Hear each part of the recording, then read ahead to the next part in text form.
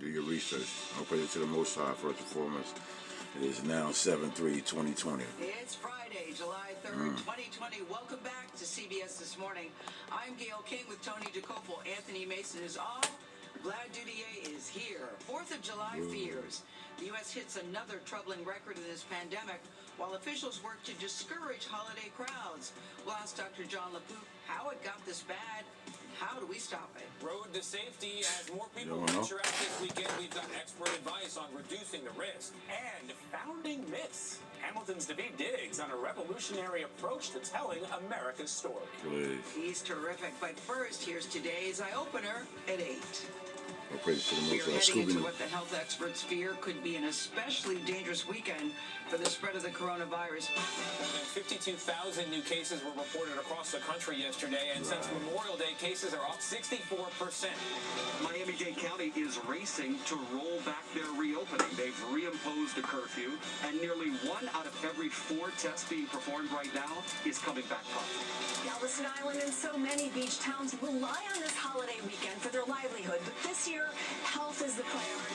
The district attorney prosecuting 3 white defendants in the killing of a black man says she sees a family and a community that are broken. Ahmaud Arbery was shot to death apparently while jogging. Can you believe that Can you believe that's a fake story? happens in this day and age? Unfortunately, yes.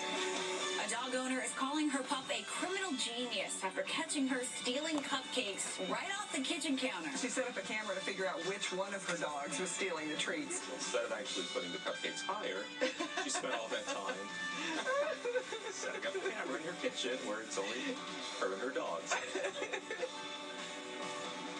Damn dogs. I love that video. Dogs I are very don't. smart. Needed a little step stool. Yeah, like dogs Welcome ain't back smart to and shit. CBS This Morning on this 4th of July holiday weekend. As we enter this holiday weekend already, the disturbing surge of coronavirus continues, forcing more states to impose stricter guidelines. For the second day in a row, the U.S. set a record for daily infections with more than 52,000 cases reported yesterday.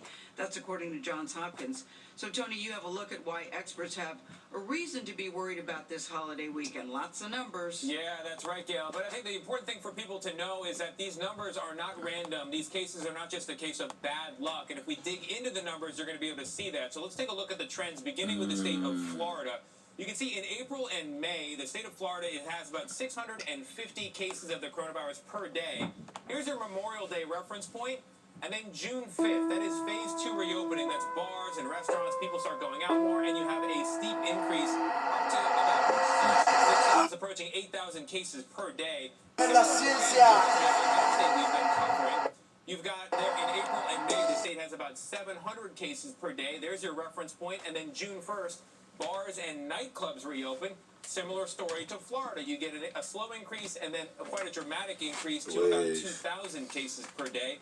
Now over to Texas. We've been talking a lot about Texas, and you can see there in April and May, they had fewer than 1,000 cases per day, thereabouts. There's your Memorial Day reference point. Phase 3 reopening, basically the whole state opens for business, and you have a really steep increase. This is nearly a 1,200% rise in the number of cases. And guess what? It works in the other direction as well. And we can take the state of New York to show that. At peak there, 10,000 cases per day of the coronavirus.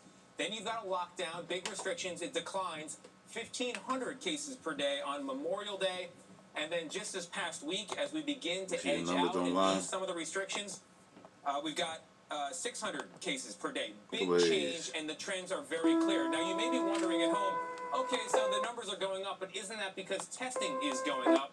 Well, no, because total numbers are not the only thing to look at. In order to reopen safely, states should show 5% or less. That's what the experts say. But take a look at this. Florida, 16% of tests came back positive. Georgia, 13% positive. Texas, 14% positive. And Arizona, a whopping 24% of coronavirus tests came back positive. And again, look at New York. The former epicenter, just 1.1% of tests are coming back positive. So with all that in mind, let's get right to CBS News Chief Medical Correspondent Dr. John LaPook, who joins us now. Dr. LaPook, the trends are very clear, and now we have states trying to reverse them by reimposing restrictions or slowing their reopening. how quickly might we see Don't a listen to the reversal with the Illuminati numbers coming motherfuckers, down lampshade again? and shit. Illuminati Drake and shit. Good morning, Tony. Well, remember that there's a 2 to 14-day incubation period. Right. So even if everybody stops being infected today, you're going to have people who were infected over the last 2 weeks, and you're going to start seeing those cases trickle out in the next week or two. But after a week or two, you see that little lag, the cases should start to go down. And, you know, the reality is that this holiday weekend, many businesses will open their doors. They're going to want to do it. They know people want to come in for things. In Fort Worth, Texas, the owner of the Rail Club Live Bar is defying orders there. He told our Dallas-Fort Worth station, KTVT, why he plans to host a 4th of July party. Get this. We're in a position right now where it's damned if you do, damned if you don't. Right? Either we do it and we get in trouble and we roll the dice and see what happens there, or we don't do it and we starve to death. We lose everything. So that's the position we're in. We're not doing this to be mean to anybody or cause problems. Our back is against the wall. It's definitely a tough position to be in. The house says they will require masks and social distancing. So, John, the question to you is that enough to make it safe and prevent the spread of this virus indoors? Listen, people ain't staying inside, man, okay? You know, nothing's 100% in terms of any of these measures, and the devil's in the details, Tony.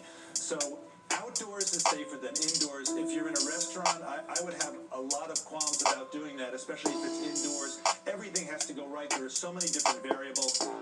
Social distancing. What about the waiters? Are they coming right up to you? Are they taking their orders? What's the ventilation? Ventilation indoors is so important. So, I mean, for me, this weekend, I'm telling everybody to stay home. I understand there are economic consequences to it, but, you know, our country has done things that are a lot harder than this. My father was a World War II vet, and may he rest in peace, but I'm sure if he was alive, he would say, you know something? Wearing a face mask, doing social distancing is nothing. It's a walk in the park compared to the Battle of the Bulge. Yeah, you're telling people to stay home. The Houston Chronicle on its front page urging residents of that city to stay home. Young people seem to be taking on this message at a lower rate than older people. Understandably, they seem to be less at risk of complications themselves. However, they can infect other people. So what's your message to young people who may not be taking this seriously? You know, people think they're immortal when they're that age. Young people can get sick, but I think the bigger picture is one of society. I mean, do we really have to say hashtag don't kill grandma? That's what we're talking about. Don't shit. We ain't got to say that because grandma is going to be all right. I think people have to realize there are consequences to getting infected and spreading it to people who are vulnerable. They can die. This is something where, as a society, we have to be together on. I don't think we should be shy about guilt. Guilt is a powerful motivator. People should ask themselves, how will they feel if they contracted? This shit wasn't phony. It's a phony ass. We've heard Dr. Anthony Fauci talk about these spikes that we detailed, calling them disturbing. Where do you see the country going if we don't change direction? You know, I spoke to Tony Fauci about 25 minutes ago. Please, Dr. Fauci. Very concerned. 50%, you know, taking care of 50% of the country in terms of lockdown or being very careful. It's just not enough. When you look at Europe, it was life as a believer is not only in the four walls of church. Or rowing in the same direction, whatever the metaphor is. But Europe went up and down. Asia up and down. People were wearing masks like they're supposed to. Here, I have faith in America's ability to do great things. I really do. Americans are not bound by the same laws that the Asians are. They got to be locked down and do all that shit. You know what I mean? Do your research. Anything having to do with politics, whether you're Republican or Democrat, we all should have one goal here, and that's to try to flatten this curve, get it down. And by the way, once you get the cases down, let's say we were all inside for 14 days and everybody wore a mask, and especially in places of the country where we know that there are cases, if everybody stayed inside, then it would go down dramatically, and we would be able to do the contact tracing. Hell no, they just want to fucking get this shit straight. They want to start sending out packets for your daggone mail-in voting and all this other shit. Man, they can keep that shit, man.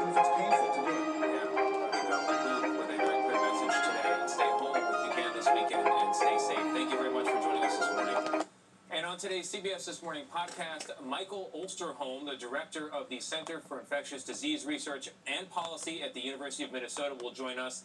Why he says we are only at the 100-yard mark of a marathon. A marathon. Man, who the fuck is he, man? Somebody hit him with a bang. He ain't nobody. While many fireworks displays are canceled because of the pandemic, the president plans to attend a massive celebration at Mount Rushmore. Ahead, how America's so-called first family of fireworks are preparing to light up the sky in tonight's big event. But first, it is 8:10. Time to check your local weather.